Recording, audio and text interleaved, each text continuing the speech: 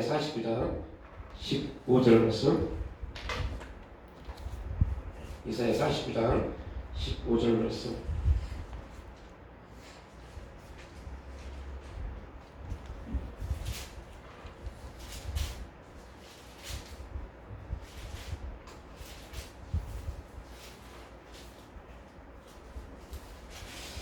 우리 함께 이사야 49장 15절 말씀 함께 합독하겠습니다.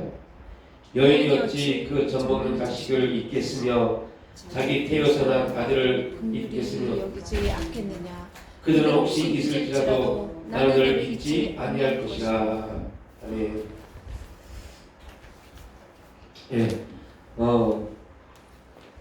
여인이 어찌 그 젖먹는 자식을 잊겠으며 자기 태어서 난 아들을 그 길이 여기지 않겠느냐. 그들은 혹시 있을지라도 나는 너를 잊지 아니할 것이라. 우리가 그 하나님은 사랑이시다라는 그 주제를 가지고 계속 나누고 있는데요.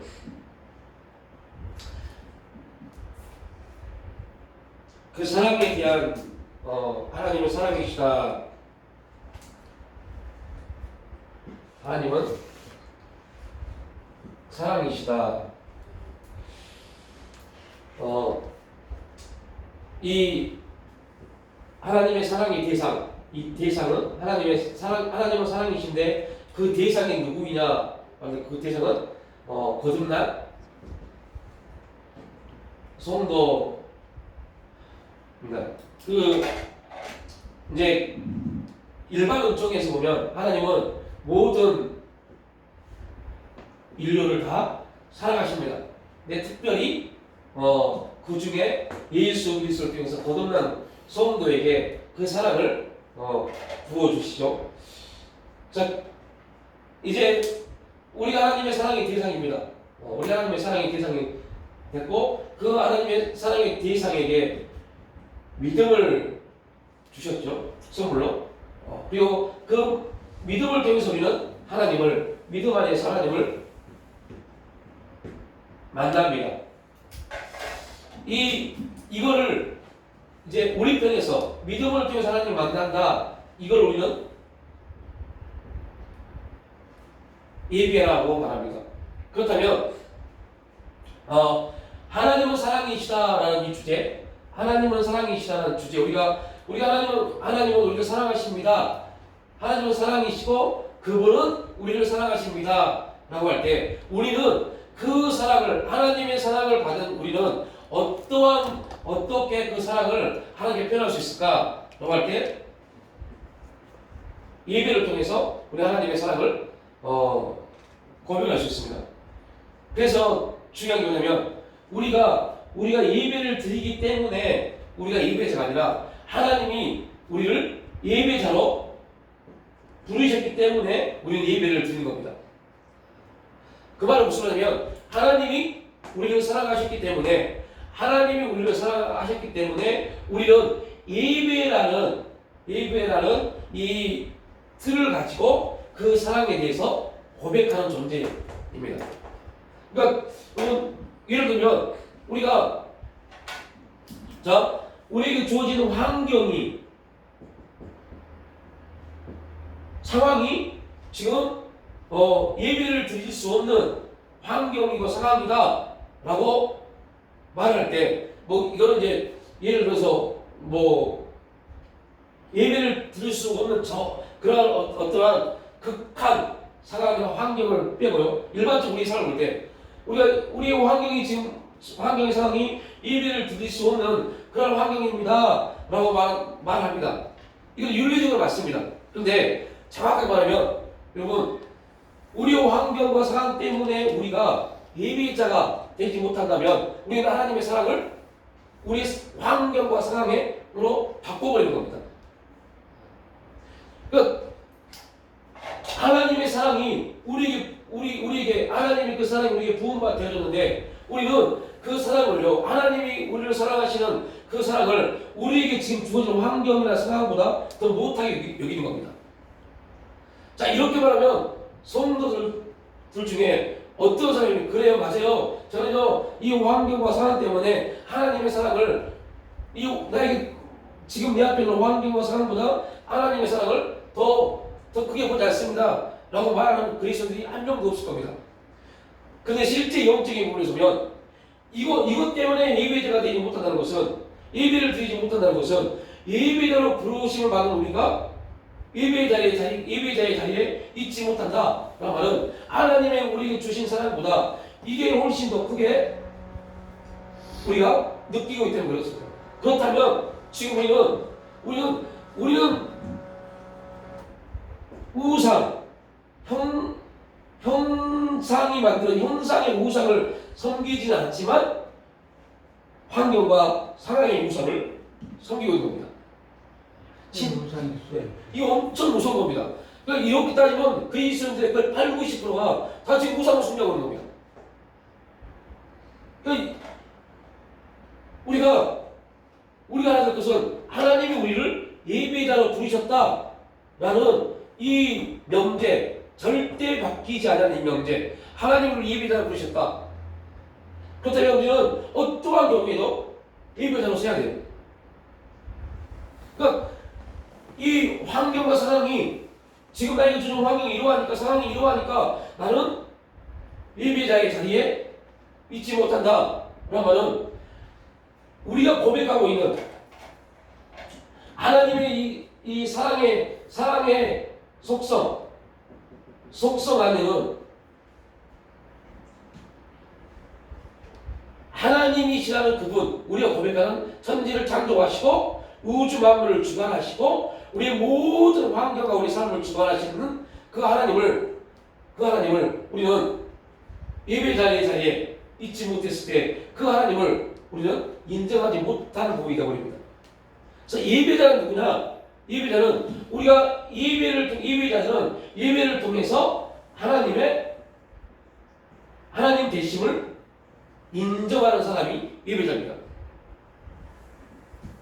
그래서 우리가 예배자가 돼서 온전한 예배를 드리면 우리는 그 예배의 시간 속의 삶 속에서 하나님을 인정하는 삶을 살갑니다.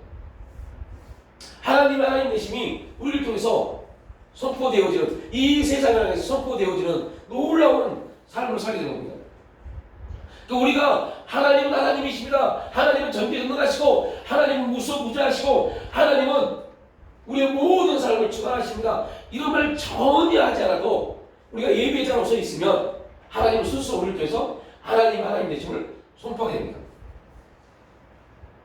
이 영적인 원리들이 우리 가운데 적용되어지면, 실제 적용되어지기 시작하면 이제 우리는 이 환경이, 이 상황이 우리를 어찌할 수 없게 되는 그러한 예배자의 삶을 살아갈 수 있게 되는, 그래서 아브라함에게 야, 네 독자 이삭을 나에게 바쳐라. 그 말은 이제 아브라함은 그 많은 시간을 통해서 하나님 되신 예배자로서의 온전한 자리에 서게 됐습니다. 그래서 아브라함은 독자 이삭이 제물로, 번제물로 드려지는 그 사건에 대해서 전혀 그런 개의치 않습니다. 이유는 그는 독자 이삭보다 누구를요? 하나님을 더 사랑하기 때문에.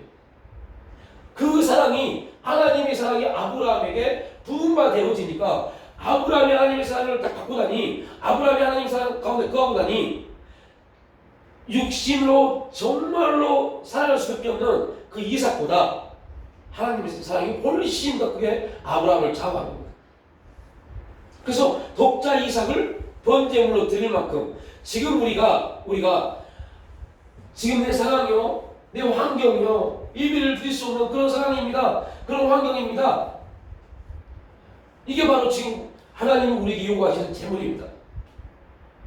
야, 그거 네가 너를 예배자로 불렀을 때, 우리를 예배자로 불렀을 때 하나님은 우리가 예배자의 자리에 가지 못하도록 사람마귀는 하나님의 허락을 받은 부분에서 우리를 계속 환경과 상황을 통해서 예배자의 자리에 서지 못하도록 만듭니다. 그러니까 하나님은 그 사랑을 통해서 우리를 사랑을 부어주셔서 하나님의 사랑을 받은 자들은 우리에게 주신 어떤 것도 그 사랑과 비교할 수 없음에도 불구하고, 그럼에도 불구하고 하나님은 또 사탄 마귀를 통해서 우리에게 환경 사건, 사람들, 문제들, 고통들, 아픔들, 질병들, 수많은 것들을 우리가 예배자의 자리에 서지 못하도록 허락하신 겁니다. 그래서 보신 겁니다. 우리에게 주신 그 사랑이 이것보다 훨씬 더 크다는 것을 하나님은 우리가 인정하게 만드십니다. 이게 예배자입니다. 예배자는 하나님이 우리에게 부어주신 사랑이 이것보다 비교할 수 없을 만큼 크시다 해서 우리가 이런 환경, 이런 상황, 이런 문제, 이런 고통, 아픔, 질병이 있을지라도 나는 예배로 나아간다. 그래서 내가 이런 환경, 이런 상황, 이런 문제, 이런 아픔이 있음에도 불구하고 나는 예배자로서 하나님 앞에 예배로 나왔다. 라는 말은 무슨 말이냐?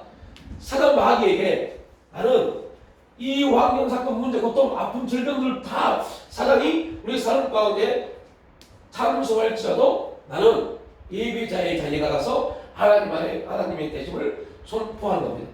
그때 사단 마귀는 우리에게 어찌할 수 없는 그러한 존재가 되어버립니다. 하나님은 우리를 그렇게 부르셨어요. 그럼에도 불구하고 우리가 알고 있습니다. 이제 알아요. 하나님의 섭리 안에서 하나님이 사탄을 허락하셔서, 사탄에게 이걸 허락하셔서 우리를 시험해 보신 겁니다. 이걸 알고 있음에도 불구하고 실제 삶 속에서 그 시험에 다 넘어가고 있습니다. 다 넘어갑니다. 왜 예비 못 나오셨어요? 다들 말하는 이겁니다. 지금 상황이요. 지금 환경이.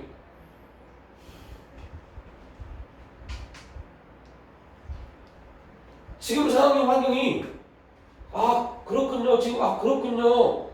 이 공감을 얻어낼 수 있어요. 윤리적으로. 이 세상의 삶의 법칙대로 얻어낼 수 있어요. 그런데 하나님 우리에게 주신 믿음이 뭐예요? 이 세상의 삶의 질서를 깨뜨리는 게 믿음이잖아요. 이 세상의 삶의 질서를 다 살면서 믿음의 역사를 강구하는 거, 이 사람은 거짓말입니다. 거짓된 믿음입니다. 절대 그런 믿음의 역사가 나타날 수 없습니다. 믿음은 이 세상의 삶의 질서를 깨뜨리고 하늘나라의 질서를 우리 삶 가운데 나타내는 게 믿음입니다. 그럼에도 불구하고 우리는 이렇게 살면서 뭘 말해요? 믿음의 역사를 강구합니다. 그러면 하나님이 우리에게 뭐라고 말씀하실까요? 여기서부터 벗어나. 여기서부터 벗어나야지 너에게 진짜 믿음의 역사가 나타나는 거지. 이대로 다 여기서 속박되고 여기서 살아가면서 믿음을 구한들 그 믿음이 진짜이겠니? 그러면 다른 말 표현하면 하나님이 우리에게 주신 사랑이 진짜임에도 불구하고 나로 인해서 내가 예배자의 삶을 살지 못함으로 인해서, 하나님을 경외하지 못함으로 인해서 이 사랑은 거짓이야 버립니다. 이게 사단이 우리를 통해서 누구를요? 하나님을 대적하는 모습입니다. 그래서 오늘 본문도 여인이 어찌 그 젖먹는 자식을 잊겠으며, 그런데 여러분 지금 뉴스를 혹시 보십니까? 얼마나 기가 막힌 일이 벌어집니까? 지금 자녀들을 출산해서 출생신고를 하지 않은 사람들이 우리나라에 2,500명이 넘습니다. 그리고 지금 조사를 해보니까 조사를 하면 족족 그 아이들이 거의 대부분 죽어 있어요. 죽어서 암매장하고, 또 어떤 사람들은 그 아이를 출산해서 또 그 아이를 매매합니다. 지금 이게 연일 뉴스에 나오고 있는 보도입니다. 수원에서 한 달 전에 아기 둘을 태어나자마자 연년생인데 1년에 한 번씩 아이를 죽여서 자기 집 냉장고 했다가 연금시켜놨어요. 이게 지금 밝혀져가지고, 이게 밝혀진 뒤로부터 지금 전국적으로 병원에서 아이가 출산하고 났음에도 불구하고 출생신고를 하지 않으면 그 아이들을 조사해보니 벌써 2,500명이 넘었어요. 정신이 나간 거니까 어째 그래 새끼를 낳아가지고 죽여서 냉장고 때문에 지금 미치는 거 아니야? 지금 시대가 그런 시대입니다. 그러니까 오늘 이 말씀도 혹 그들은 어미는 그들을 말하죠 잊을지라도.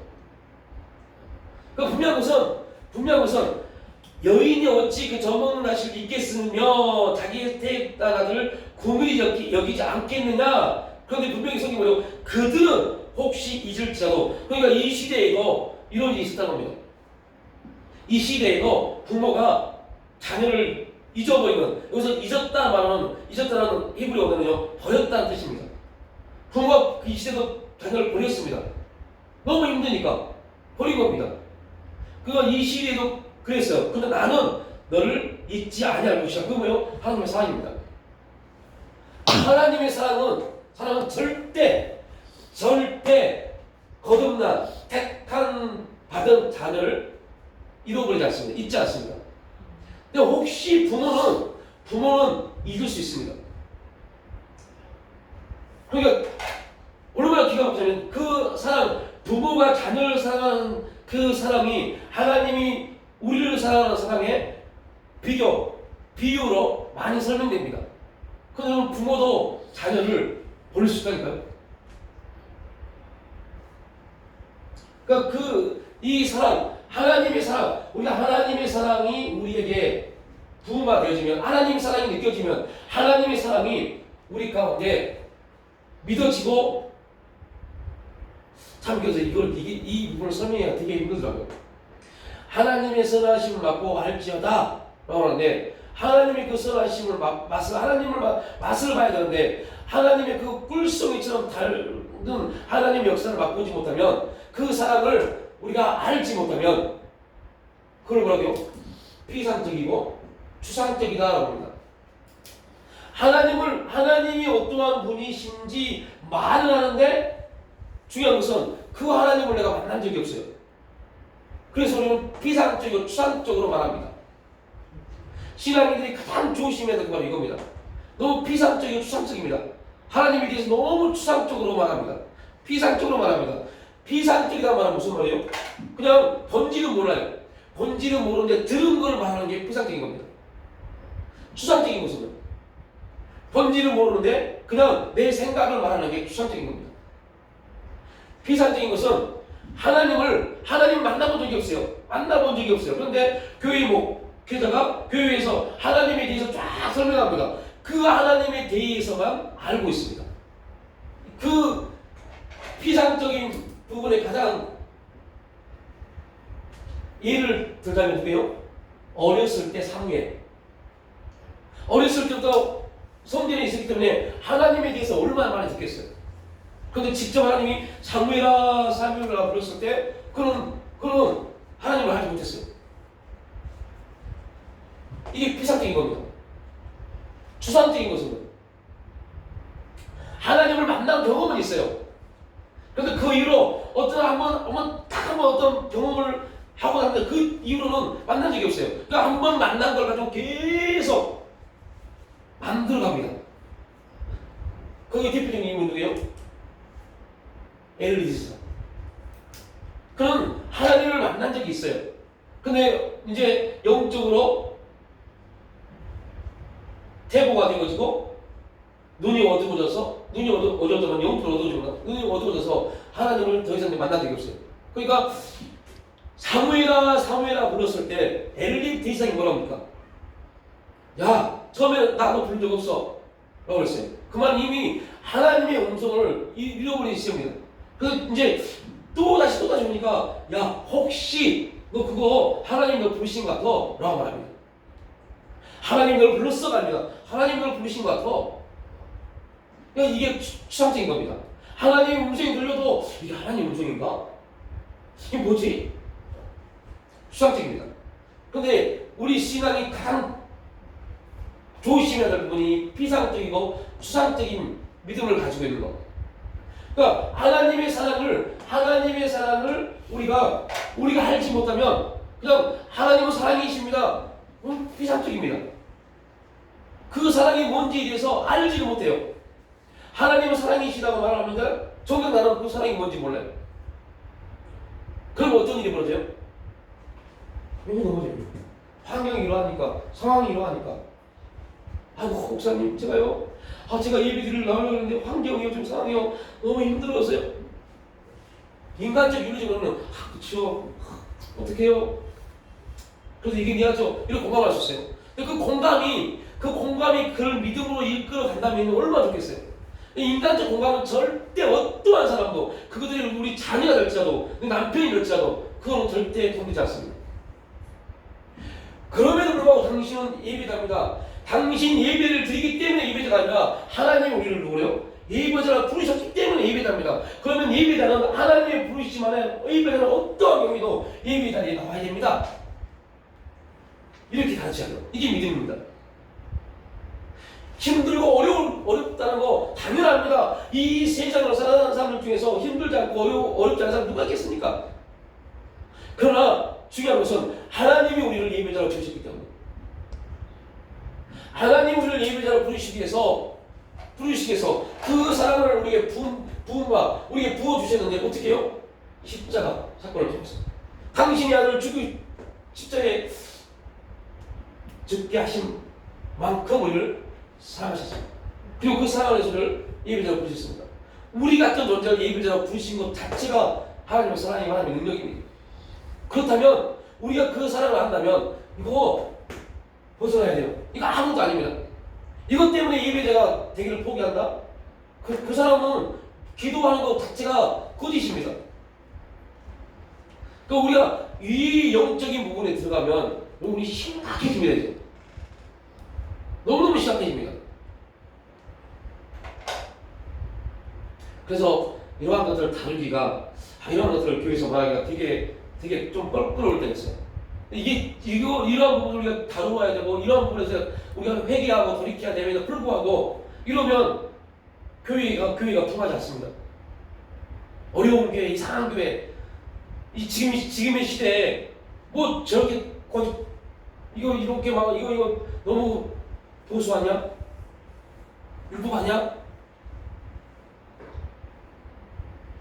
그런 환경과 상황을 이겨내고 나오는 하나님 대신을 더 확실하게 느낄 수가 있죠.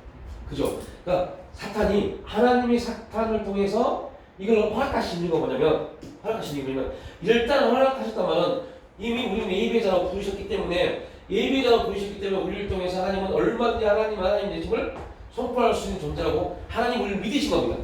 그게 사랑입니다. 그런데 하나님은 우리를 믿으시는데, 우리는 그 믿음에, 그러니까 우리의 믿음이 뭐예요? 우리의 믿음이 예배자로서 하나님을 대해서 하나님께 반응해야 하는데, 하나님께 반응하지 못해요. 그러니까 믿음이 하나님께 반응하지 못하다 보니까 환경 상황이 우리를 계속 억눌러 오는 겁니다. 우리를 지배하는 겁니다. 그래서 결국은 우리에게 주신 이 믿음은 대상이 확실한 하나님이기 때문에 이 믿음은 엄청난 능력을 가지고 있습니다. 우리가 믿고 나가면 하나님 역사하십니다. 이게 믿음입니다. 그런데 이 믿음이 하나님 역사를 믿고 반응해야 되는데 그러지 못해. 왜 그러냐? 내 눈이, 내 시각이 이게 너무 커버리니까. 하나님은 우리를 참수할 때, 환경을 통해서 사랑을 통해서 우리를 참수할 때 우리가 넘어질 수밖에 없도록 그렇네 라고 할 수밖에 없을 내용을 가지고 옵니다. 그래서 여러분, 사단이 예수님에게 세 가지 시험을 할 때도 똑같아요. 야, 너 하나님께 예배하지 말고 나한테 무릎 꿇어봐. 그 말은 무슨 말이에요? 예배는 반드시 무릎을 꿇는 게 첫 번째입니다.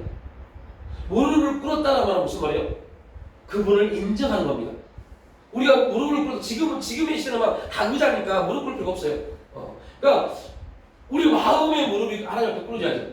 우리 마음의 무릎이 꿇었다는 말은 무슨 말이냐면 하나님을 나의 참 예배자의 대상으로 인정합니다라는 고백입니다. 그런데 사단도 예수님 때마다 야, 너 나한테 무릎 꿇으면 내가 만국을 줄게라고 합니다. 그 말은 무슨 말이에요? 사단도 뭐를 받으려고요? 예배예요. 사단이 예배를 받습니다. 어떻게 해요? 그를 숭배하게 해요. 환경 상황 때문에 나 예배자가 못돼, 나 하나님을 예배하는 자리에 못 가. 이거는 지금 난 지금 하고 있는 거예요? 사단을 숭배하고 있는 겁니다. 그럼 사단한테 예배 드릴 수도 있네. 그죠? 그러니까 그래서 제가 한동안 예전에 그런 말을 했어요. 교회 성도들을 위해서, 교회 연약한 성도들을 위해서 수요 예배, 금요 예배를 드리지 말아야겠다. 보상때 봤어요. 왜냐면 교회가 우리가 너무 쉽게 생각해 봅니다. 교회가 금요 예배를 드리고 수요 예배를 드리잖아요. 그러면 그 교회에 속한 사람들은 그 금요 예배, 수요 예배는요 정치적인 교회로 내가 함께 인정하게 되는 겁니다. 그렇게 된다면 우리 지금 이루는 교회는 공식적으로 수요 예배, 금요 예배, 주일 오전, 주일 오후 예배를 드립니다. 공식으로. 그러면 이 예배는 이루는 교회 공동체 안에 있는 모든 사람들은 이 예배는 공예배가 됩니다. 그러면 수요일에 금요일을 환경 때문에 상황 때문에 내가 드리지 못하게 됐다 하는 순간 나는 지금 예배자, 하나님이 나를 그분의 사랑으로 예배자가 될 수 없는 자를 예배자로 부르신 그 놀라운 사랑을 나는 이곳으로 이걸 빼앗겨버린 겁니다. 그리고 나는 지금 뭐하고 있어요? 환경을 조장하고 상황을 조장하는 사단의 노예 시간 안에 매여버린 겁니다. 되게 무서운 겁니다. 그래서 제가 웃자는 얘기지만 연약한 교회 성도들을 위해서 금요예배, 수요예배를 드리지 말아야겠다. 공적으로 드리지 말아야겠다. 그런 생각도 해봤어요. 그렇다고 해서 우리가 공식적으로 안 드린다고 해서 그게 예배가 성립되지 않는 것도 아니잖아요. 그래서 무서운 겁니다. 또 반대로 하나님 은혜 안에서 계속적으로 예배를 드리다 보면 연약한 사람들 어느 순간 은혜 안에 나와서 예배 드릴 수 있는 길을 열어주기 때문에 또 감사한 겁니다. 그러니까 이러한 양면성이 교회 안에 계속 있는 겁니다. 그래서 여러분들 진짜요 무서운 건 뭐냐면요, 진짜 이런 환경 때문에 상황 때문에 예배를 드리지 못한 사람들 어느 날 은혜 안에서 예배자의 나로 삶이 있어요. 그런데 예배자의 자리로 나왔는데 막상 나와서 보니까 예배 드리는 교회가 없어버립니다. 이런 심각한 부분이 있어요. 그런데 그럼에도 불구하고 계속적으로 예배를 교회가 드리고 있으면 그때 은혜가 들어와서 이 환경과 상황을 이기고 예배자의 자리에 나왔을 때 그런 거기서 하나님 되심을 선포하겠습니다. 한번 내 삶 가운데 하나님 되심을 선포하는 순간 사단은 거기서 힘을 잃어버려요. 그러니까 제가 목사입니다. 저는 목사입니다. 목사니까 어쩔 수 없이, 왜 이렇게 말했어요? 어쩔 수 없이 목사니까 목사의 이런 예배를 주관하는 사람이기 때문에 예배를 드립니다. 이렇게 예배를 드린다면 나는 지금 예배를 드리고 있으면 예배자가 아닙니다. 그죠? 예배를 짓다고 있으면 예배자가 아닙니다. 나는 뭐 하는 사람이에요? 그냥 이 환경과 상황에 매여 있으면서 어쩔 수 없이 예배의 시간에 서 있는 사람이 되어버립니다. 이거는 사단이 지금 이 예배를 주관하게 되어버려요. 그러니까 우리가 지금 예배를 드리기 때문에 예배자가 아니라 하나님이 예배자로 우리를 그렇게 부르셨기 때문에 우리가 움직이는 모든 다 뭐예요? 예배입니다. 이거에 대한 확실한 우리의 믿음이 있어야 돼요. 그래서 우리 삶 속에서 우리가 예배가 되는 것은 내가 우리 삶을 하나님 예배로 드립니다가 아니라 내가 예배자이기 때문에 우리 삶은 뭐예요? 예배가 되는 겁니다. 그래서 이 믿음을 가지고 우리가 살아간다는 게 굉장히 중요합니다. 그래서 여러분들 똑같은 삶인데 내가 그렇게 믿고 살아가는 것과 그렇게 믿지 않고 살아가는 것은 완전히 달라요. 그래서 우리는 하나님 우리를 물어보시다 예배자로 부르셨기 때문에 우리의 삶은 뭐가 돼요? 예배입니다. 그래서 우리가 하는 모든 말은 뭐가 돼요? 기도가 됩니다. 우리가 하는 모든 감정적 표현은 찬양이 됩니다. 그래서 뭐야 돼요? 알주시해야 돼요. 왜냐면 하나님이 우리 예배자의 말을 듣고 행하시기 때문에.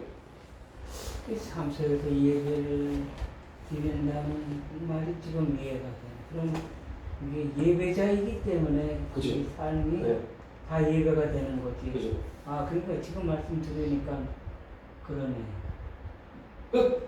그래서 이 부분을 우리가 좀 알면, 그래서 우리가 예배의 삶이 되게 쉬워요. 그러면 우리가 막 예배를 드리고 막 삶 가운데 하나님, 내 삶이 하나님께 예배가 되기를 원합니다. 율법입니다. 그래서 얼마나 많이 우리 삶의 시간을 우리 스스로 잘라냅니까? 이래서 이런 거 이렇게 하면 안 되고 이렇게 하면 안 되고 이걸 계속 잘라내요.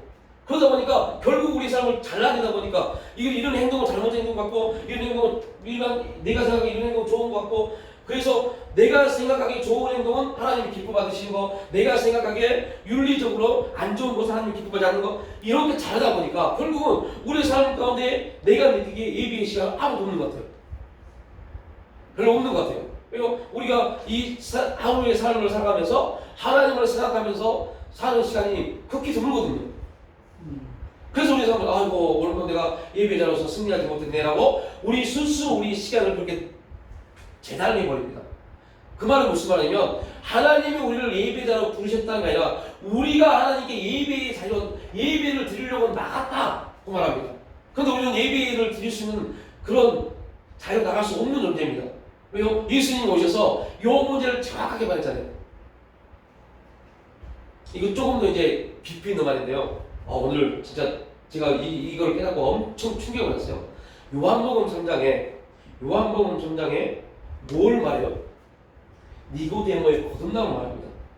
여러분, 우리가 보통 거듭남이라는 표현할 때 뭐라고 말합니까? 사회에서 조금만 깡패치다고 잘못된 삶을 살던 사람들이 어느 날 예수 믿고 딱 변화되는 거, 이렇게 말하잖아요. 그런데 만약에 그러한 것들, 담이 피는 사람이 담배를 끊고 술 마시는 술을 끊고 막 이런 것들을 가지고 거듭남을 강조했다면 성경에 니고데모를 쓰지 않았을 겁니다. 니고데모는 어떤 사람이에요? 율법으로 최고의 학자입니다. 그게 무슨 말이에요? 니고데모는 정말 최선을 다해서 예배를 드린 사람이었어요. 예배를 스스로 드린 사람이었어요. 우리가 생각하는 예배를 드린 사람이었어요. 그런데 예수님이 딱 그 니고데모가 합니다. 니고데모가 한밤중에 찾아옵니다. 한밤중에 찾아왔단 말은 무슨 말이냐? 니고데모는 영적으로 좀 어두운 상태입니다. 예배를 그렇게 열심히 잘 드렸던 니고데모는 그럼에도 불구하고 영적으로 어두운 사람이었어요. 그때 예수님이 니고데모에게 한 말 했어요. 물과 성령으로 거듭나지 않냐며. 물과 성령을 거듭나야 돼. 그래야 진짜 네가 참 성도가 되고 그 예배가 진짜 예배가 돼. 말합니다. 그리고 나서 그 얘기를 쫙 끝내고 나서 예수님이 떠납니다. 야, 나 배고프니까 너희들 제자들에게 뭘 시켜요? 양식을 구해와라 해놓고 본인은 절대 가면 안 되는 사마리아에 갑니다. 그리고 거기서 뭘 말해요? 예배를 말합니다. 예배를 말합니다. 원래 예수님이 예배를 말하려면 누구를 찾아가야 돼요? 바리새인과 서기관들이에요. 그들을 찾아가서 야 예배는 말이야 라고 말했어야 돼요. 그런데 사마리아에 갑니다. 사마리아에 가서 그 여인과 대화를 통해서 뭘 끄집어내냐면, 예배에 대해서 뭘 끄집어내냐면, 자, 유대인들은 예배를 어디서 했어요? 예루살렘에서요. 이 사마리아인들은요? 그리심에서요. 에발산 그리심에서 예배를 했어요. 그러면 여러분 여기서 놀라운 게 있습니다. 그들은 예배를 드리려고 예루살렘에 올라가고 그리심에 올라갑니다. 예배를 드리기 위해서 올라갑니다. 그런데 예수님 말합니다. 야 여기 아니야. 여기 사마리아 이 땅, 여기 그리심이 에발산 아니야. 그러면 거기서 딱 끝냈어야 돼. 예루살렘은 예전부터 예배를 드린 장소잖아요. 그죠? 그런데 예수님이 뭐까지 말해요? 거기서도 아니야. 둘 다 아니야. 너희들이 그동안 너희들이 예배를 드리러 올라갔던 거, 너희들 스스로 예배를 드린 거 그거 아니야. 이제 곧 예배를 드릴 때가 올 거야. 신령과 진정으로 예배를 드릴 때, 신령과 진정으로, 그 말은 너희들이 예배자가 돼서 너희들의 삶을 하나님이 받으실 거야. 이 부분을 던져버립니다. 그러니까 이 사마리아 여인이 얼마나 가난하고 못 살았습니까? 그죠? 얼마나 고통받았습니까? 그런데 이 사마리아 여인이 해방된 게 뭐였어요? 해방된 게 예배예요. 예배자가 될 거야. 이 말에 이 여인이 해방돼 버립니다. 그 전에는 이 여인은 5번의 결혼을 했어요. 도저히 5번을 그런데도 그 인생이 해방되지 못했어요. 그런데 예배에 대한 복음을 딱 듣는 순간 이 여인이 해방되어 버립니다. 그 말이 무슨 말이요? 예배의 승리한 자들, 예배자가 된 그들에게 하나님은 하나님 역사를 다니십니다. 예배에 승리하지 못하면 하나님은 절대 결단코 역사하지 못합니다. 왜요? 하나님은 그렇게 우리를 부르셨기 때문에.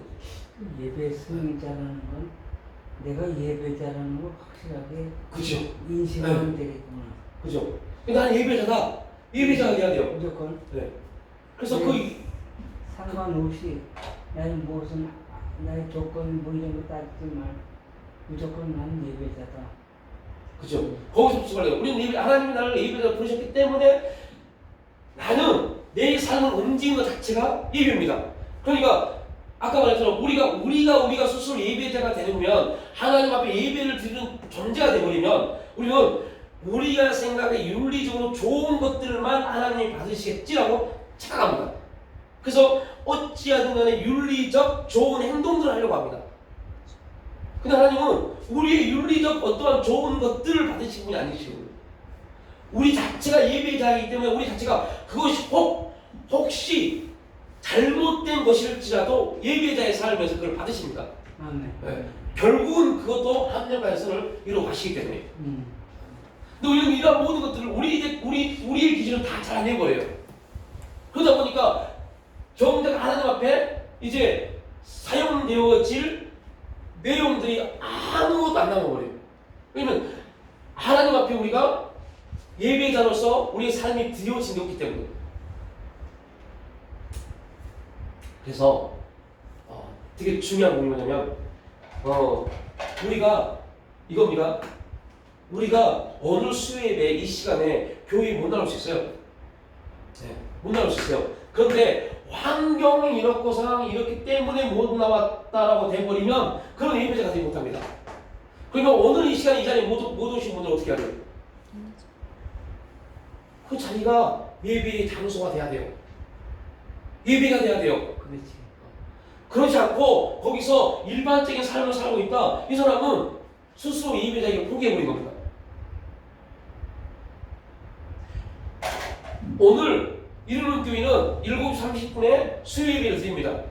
이루는 교회 성도들 중에 오늘 7시 30분에 교회를 못 나왔다. 그러면 환경과 상황이 그렇기 때문에 어제 화요일 7시 30분처럼 오늘 살아가면 이 사람은 예배자의 삶이 아닌 겁니다.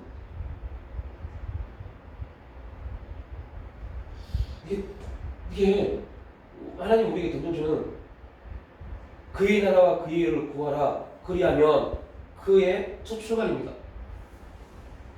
오늘 내가 이루는 교회, 내가 속한 교회에 예배 시간을 못 갔다. 환경 때문에, 상황 때문에 아파서 피곤해서 이 사람은 하나님의 사랑보다 뭐가요? 이게 훨씬 큰 겁니다. 진짜 예배자는 예배라는 뜻은요. 예배자는 뜻은 워십에서 최상의 것으로 하나님께 드리다는 겁니다. 그러면 내 삶의 최상의 것이 뭡니까? 오늘 이 시간을 드린 겁니다. 내 삶의 시간을 드린 겁니다. 내가 고통스럽고 아플지라도 그 아픔의 시간을 주님께 드린 겁니다. 그럼 오늘 내가 수요예배 시간에 교회를 못 나왔어요. 그러면 내가 있는 그 자리에서 하나님은 나를 보십니다. 그럼 그 자리가 뭐가 돼요? 예배가 돼야 돼요. 예배가 돼야 돼요. 그러면 우리는 그 환경과 상황에 내가 매인 게 아니라 거기서 예배를 드립니다. 그리고 나서 어떤 일을 이렇게 한 번씩 살다 보면 사단이 우리를 환경과 상황에 무너뜨리지 못합니다. 그래서 그들은 결국 공동체 예배에 나올 수밖에 없는 존재가 되어버립니다. 이걸 우리 뭐라고 해요? 승리했다고 해요. 사절도 어찌를 못해. 네. 그런 우리 신앙이 돼야 돼요. 사절이 어찌를 못하니까 내버려진다. 그런데 우리 보통요 이렇게 한 번, 두 번 하다 보면요 이게 뭐가 돼요? 이제 습관이 되고 이게 당연한 게 되어버려요. 당연한 게. 그래서 내가 지금 환경이 이런데 어떻게 해? 이거 믿고 아무런 하나님께 아무런 공감도 얻지 못합니다. 내 상황이 이런데 어떻게 해? 그거 하나님 말았습니다. 야 너만 그런 환경인 줄 알아? 라고 말씀합니다. 너만 그런 상황인 줄 알아? 그런 환경, 그런 상황 가운데 있었던 어떤 사람들은 다 이겨내더라. 그 말씀합니다. 그럼 우리 말합니다. 비교하지 마세요. 비교하지 마세요. 그런 그거 나는 납니다. 이렇게 말합니다. 이게 얼마나 합리적이고 이성적인 말 같지만요. 하나님 앞에 굉장히 안 좋은 소리입니다. 무슨 말이냐? 하나님은 우리 성경을 통해서 또 우리 믿음의 선배를 통해서 또 믿음의 동역자를 통해서 이미 우리가 살고 있는 삶에 대한 내용을 이미 다 경험시켜 주셨어요.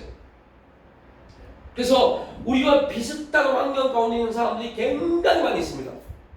그리고 그 중에 많은 하나님의 사람들이 우리가 비슷한 환경 속에서 이렇게 매이 잡고 승리함으로 주 앞에 나아가는 사람들이 엄청나게 많습니다. 그러니까 저도 지금 제가 목사입니다. 저도 지금 되게 많이 고민해요. 오늘도 아내가 이 같은 얘기하면서 되게 많이 고민하고 갈등을 하고 있어요. 이제 교회는 어느 정도 안정이 됩니다. 근데 이게 안정이 안 될 것 같아요. 왜 안 되냐? 우리 가족 때문에. 목사의 가정의 사람 때문에 안정이 안 될 것 같고 안 될 것 같아요. 또 같이 힘들 것 같아요. 그래서 되게 많이 고민해요. 그래서 다시 안 되겠다. 직장을 이제 어떻게든 다녀야겠다. 그래서 쭉 막 직장 알아보고 이제저제 했던 일을 쭉 알아봤어요. 근데 진짜 그 전에 다 한 번이 나왔어요. 너무 좋고 그래서 거기다 1억을 올리려고 다 준비했어요. 그리고 이제 마지막 사인을 그래도 받아야 하기 때문에 지금 기도하고 있습니다. 근데 오늘 약속 있어 만남 갖고 왔어요. 오다가 유튜브에 어떤 목사님의 간증이 있어 딱 들었어요. 근데 기가 막히게 그 목사님이 나와 비슷한 환경 가운데서 살아왔던 사람입니다. 사역을 했어요. 그 목사님이 이렇게 말씀하세요. 하나님이 나를 목사로 부르셨고 이런 고통과 연단 속에서 힘든 환경 속에서 수만 번, 수천 번, 수만 번 고민하고 갈등하고 그래서 결론은 뭐냐? 죽자. 뭐에 대해서요? 생명을 끝난 말 아니라 뭐에 대해서요? 삶에 대해서 죽자. 그리고 하나님에 대해서 살아보자. 이렇게 결정했다는 거죠.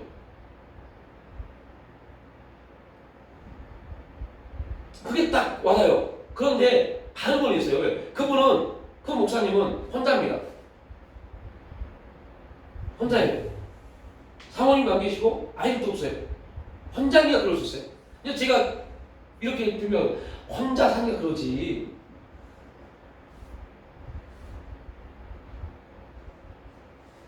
그럼에도 불구하고 한 가지 딱 하는 거. 삶에 대해서 죽자. 삶에 대해 죽자. 이 말이 참 너무 크게 저에게 감동이 돼서 이제 더 혼란스럽습니다. 어떻게 해야 되지 이제? 그런 감동을 받았고 이 감동을 받은 건 무슨 말이에요? 하나님의 음성입니다. 하나님의 메시지입니다. 그건 지금 실제 그렇게 이렇게 갔다가는 이게 이제 내 인간의 제 생각입니다. 개인 계산입니다. 이렇게 갔다가는 또 교회도 힘들고 우리 가정도 힘들어지고 죽도록 받을 것 같다. 이건 내 계산입니다. 이게 막 같이 지금 싸우고 있어요. 그런데 이 부분을 가지고 이제 저도 계속 저에게 또 적용을 시켜봐야죠. 내 믿음이 지금 어떻게 하나님을 반응할 것인가? 그리고 그 믿음이 나뿐만 아니라 다가선 사모님 아내 그리고 네 자녀에게 어떻게 그 믿음이 그들을 포용할 수 있을 것인가? 이 부분까지 저는 이제 하나님 주신 그 사랑 안에서 고민해야 될 부분입니다. 기도해야 될 부분이죠. 그야말로 이거는 나로만 끝나는 것이 아니라 이게 나와 우리 가정과 또 교회와 연결되어진 것 때문에.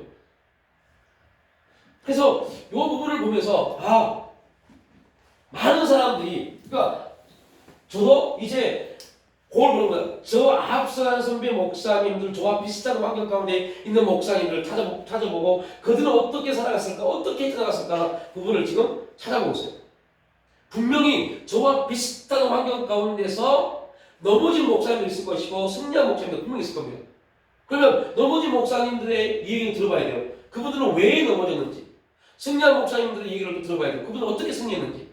그리고 하나님은 이 두 가지 중에서 나에게 어떻게 적용하실 것인지.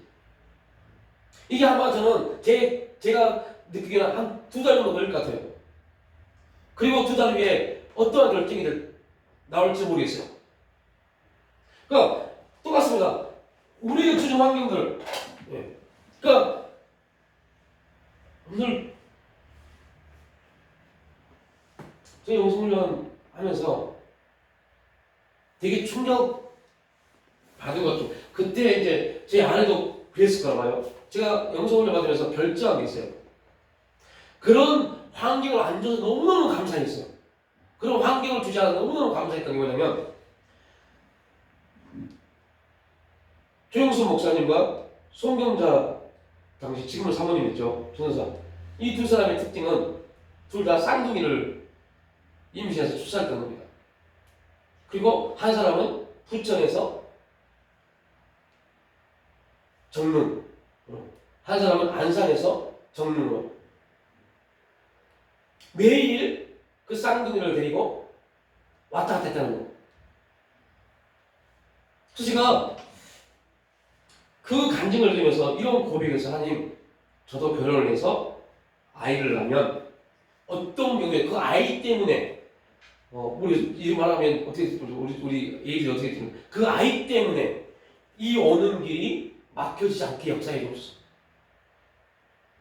그래서 저희가 신길동에 살았는데요. 신길동에서 그때 이제 교회는 답심리였죠.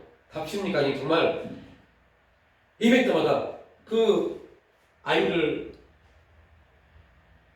유모차에다 태워서 저희 신길동에서 치료소를 가려면 정말 이 계단이 한 50였죠. 엄청 가파요. 거기를 안고 유모차에다 태워서 유모차 들고 내려갔어요. 거의 모든 예배를 참석하려고. 왜냐면 저는 그렇게 그분들을 보고 결단했기 때문에. 그게 얼마 가지 않아서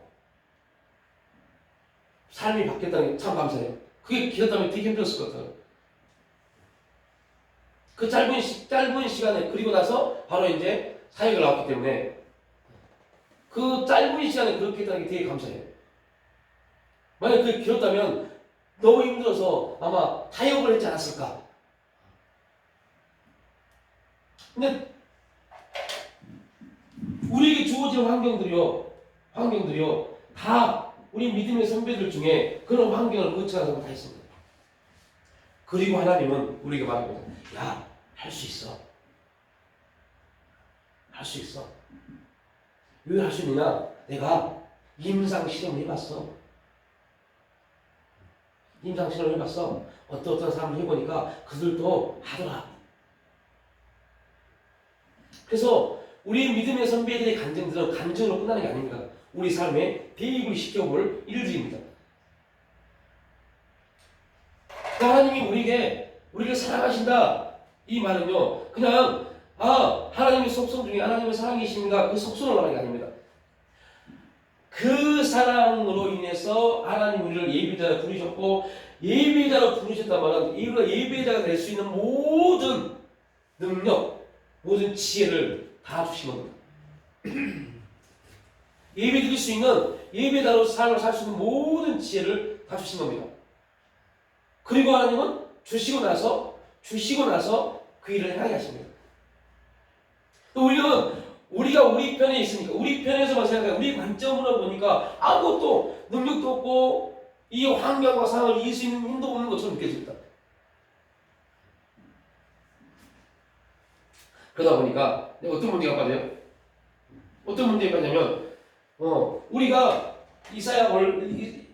함께 이사야 49장 15절에 혹시 그는 아이 엄마는 그렇지 아니할지라도의 그 아이 엄마도 될 수 있어요. 하나님을 사랑합니다. 하나님 사랑합니다. 말을 해놓고 실제 삶 속에서는 그 사람과 전혀 무관한 그런 선택을 할 수 있어요. 그 사람들, 우리 모든 삶의 중심에 뭐가 있어요? 선택이 있습니다.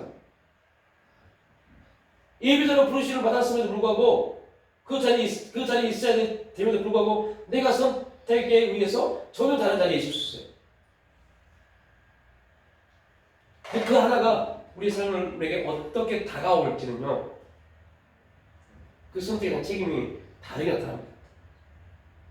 그래서 무섭은 거죠. 그래서 사랑의 특징, 사랑은 대상이 있어야 된다. 그 대상이 바로 저와 여러분인데, 하나님 우리를 사랑하시고 그 증표로 믿음을 주셨고 그 믿음 안에서 우리가 하나님을 바라보는데 그 출발이 뭐예요? 예배입니다. 그래서 예배에 승리하는 사람을 통해서 하나님은 하나님의 일을 이루어가십니다. 그래서 아브라함이 진짜 예배자가 딱 되었던 장면이 창세기 22장입니다. 이삭을 번제물로 드렸을 때, 그때 하나님이 아브라함에게, 아브라함아 네가 나에게 순종했으므로 라고 하자. 뭐라고요? 네가 나를 경외함으로 라고 합니다. 그 말은 오늘 이 말씀을 들으면 네가 진짜 나의 참 예배자가 되었구나. 예배자가 되었구나. 근데 여러분들 놀라운 게 있어요. 아브라함이 이 사고로 열매가 끝날 줄 알았죠. 그런데 그들 이름은 성경에 온전히 어떻게 될지 나오지 않지만 이삭 외에 또 다른 열매들이 열렸어요. 그죠?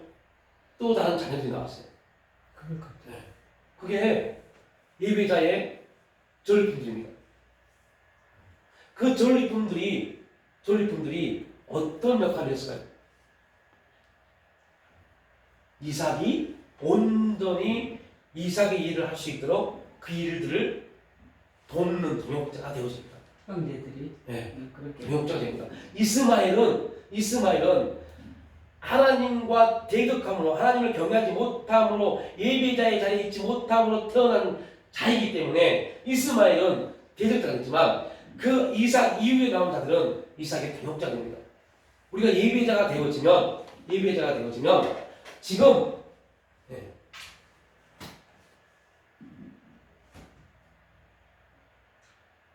동무자들이 많이 생기겠구만.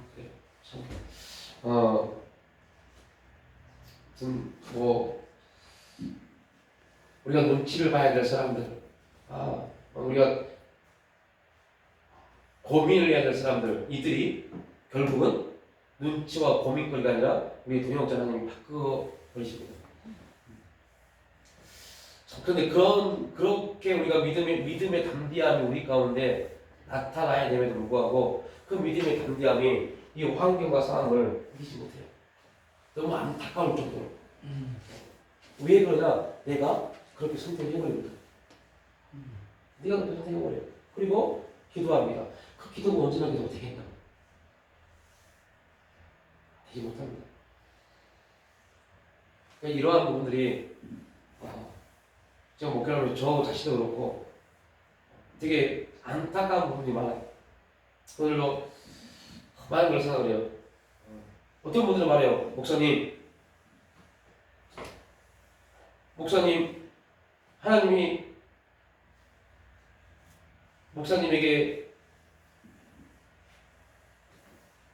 성도들이 나갈 길을, 성도들에게 나타날 일들에 대해서 보여주고 막 그러십니까? 라고 질문하세요. 다른 목사님들은 어떤지 모르겠지만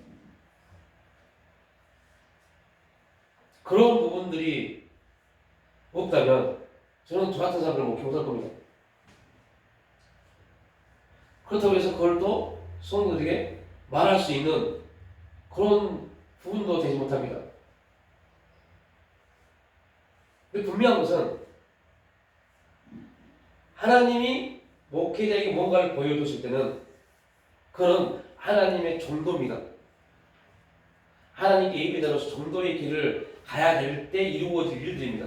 그런데 그렇지 못한 경우가 너무너무 많아서 안타까워요.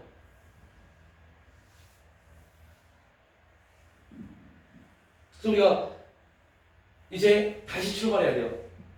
하나님은 우리를 예배자로 부르셨다. 우리 삶을 통해서 하나님은 예배의 삶을 받기를 원하십니다. 그래서 우리가 예배를 드리려고 발버둥 필요가 없어요. 자, 우리의 삶 자체가 하나님께 드려진 예배입니다. 예. 예. 그래서 그때 느껴진 거 하나하나가 주일날 하나님께 드려져야 됩니다. 그렇게 교회 성도들이 주일날 그렇게 드려지면 그날 그 예배는 축제가 될 겁니다. 예.